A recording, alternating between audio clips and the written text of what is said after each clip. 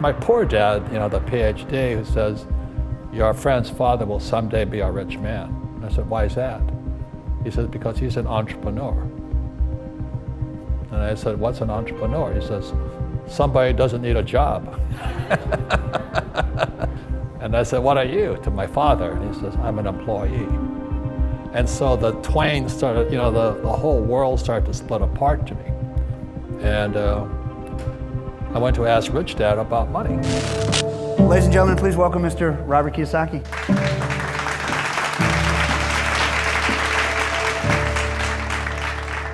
Well, welcome, Robert. As I get to know people who have had amazing success, I always want to know where they came from. So tell me a little bit about growing up Robert Kiyosaki. I always find that word success entertaining, because from my background, I'm the biggest screw up there ever was. It wasn't easy. The road to success is not easy.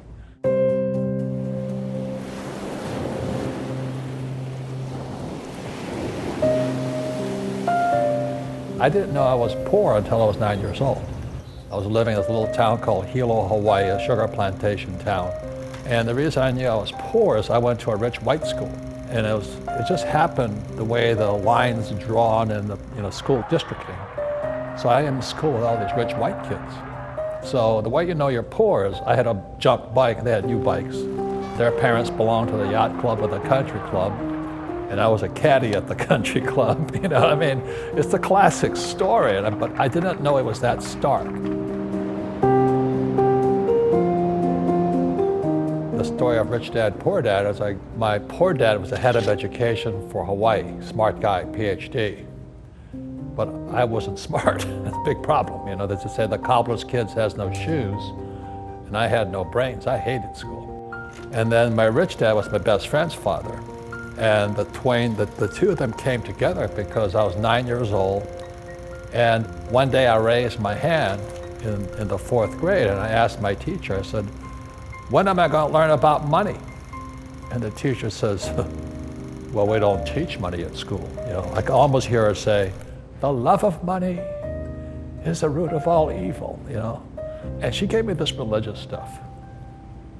So then I got a little bit upset. So finally she says to me, she goes, well, why don't you ask your father? After all, he's my boss. He was the head of education. So I go to ask my old man. He says, well, when am I going to learn about money? And he says, we don't teach kids about money in school. I said, why not? He goes, because the government tells us what I can teach you. And that's why we have such a financial crisis on our hands. And so the reason I wrote Rich Dad, Poor Dad way back when was I could see this financial crisis coming. I predicted the biggest market crash in history would come on 2016, plus or minus 3 years. 2016, plus or minus a few years. So that's why I'm glad you guys are here, because at least you're getting ahead of the curve. And so I went to meet my rich dad one day because my classmate was my best friend, and he was part Asian, I'm Asian. He drove his son to school in a dump truck.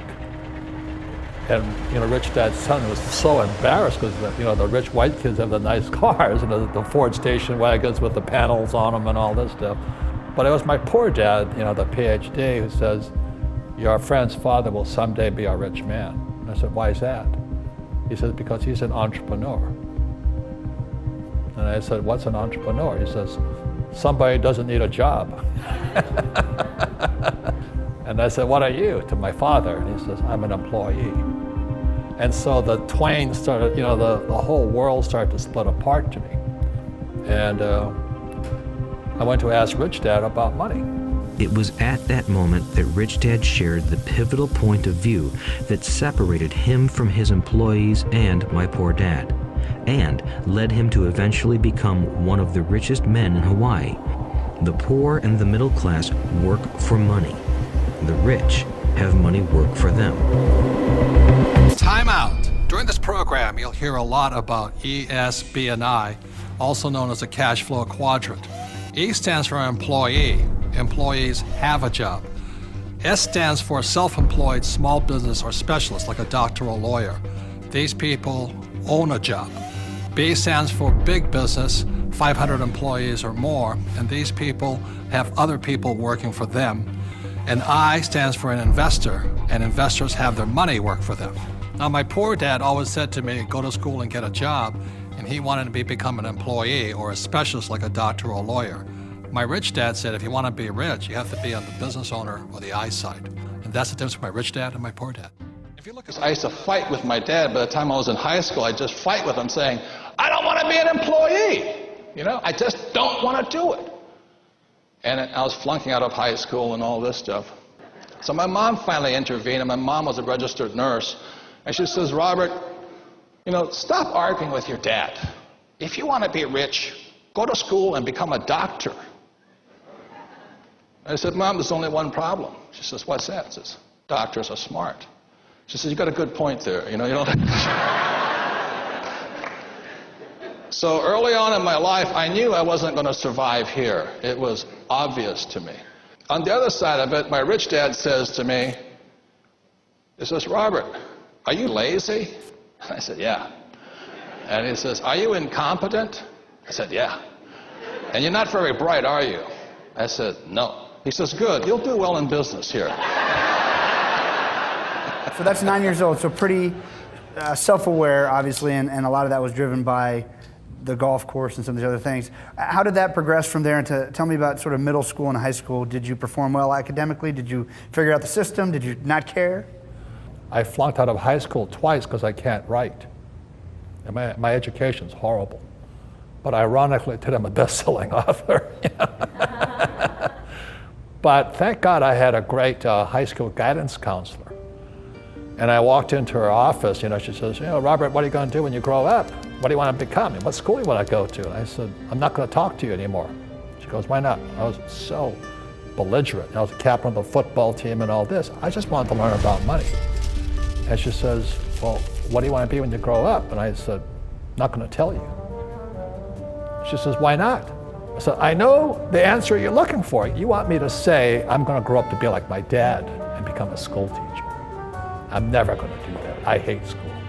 And I had just seen Mutiny on the Bounty with Marlon Brando, you know. And there was a scene where the Tahitian maidens are paddling out to the boat with nothing on but flower lace. And I said, that looks good to me. So she says to me, she says, here's a school that's perfect for you. And with that, I went to the U.S. Merchant Marine Academy at Kings Point. It's one of the 5 federal academies. Very tough school to get into. I sailed to Tahiti, went to Quinn's Bar, and had a great time. Love it. And then tell us about sort of leaving college and enrolling, or did you get drafted? Or? So I graduated sailing for Standard Oil of California. I was an oil tanker officer out of San Francisco.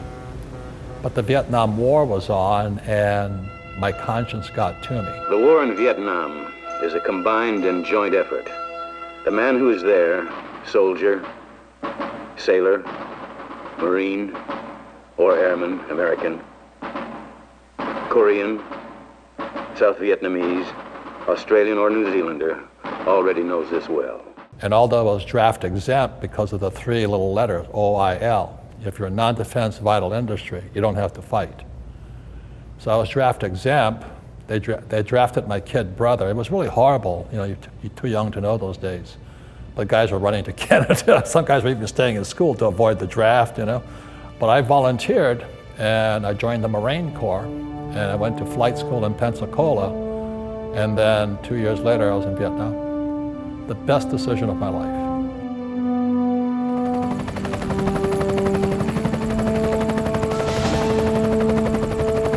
It was a great experience. And some guys came back with PTSD, which is horrible.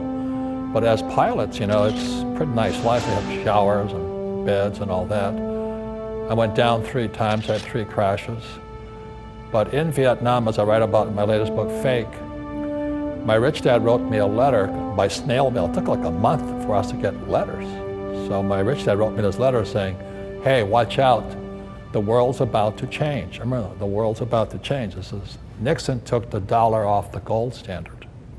What does it mean the dollar's not on the gold standard? He says it's going to change. So again, I'm curious about money and not teaching us anything about money. So my co-pilot and I form a business partnership. and we become gold prospectors. And we're reading this map of Vietnam that says, this little pick and shovel with AU, gold. I said, okay, we're going to buy some gold at discount, proving that Marines aren't the brightest guys in the world. We fly to this gold mine in enemy territory, walk up to this little vendor trying to sell us gold. And my thought was, since we're behind enemy lines, it was about $50 an ounce back then. It was 35, and it floated to about 48 or 49. And I tried to get her to discount to maybe back to 38 or 39. She's a little tiny Vietnamese woman with little red teeth, because they chew beetle nuts. She says, "What? You want discount? Are you nuts?" And then I realized we knew nothing about money. She knew more about money than I did. Hey guys, if you like this video of Robert Kiyosaki talking all about how the road to success isn't always easy, you can check out the full interview here, and I'll see you there.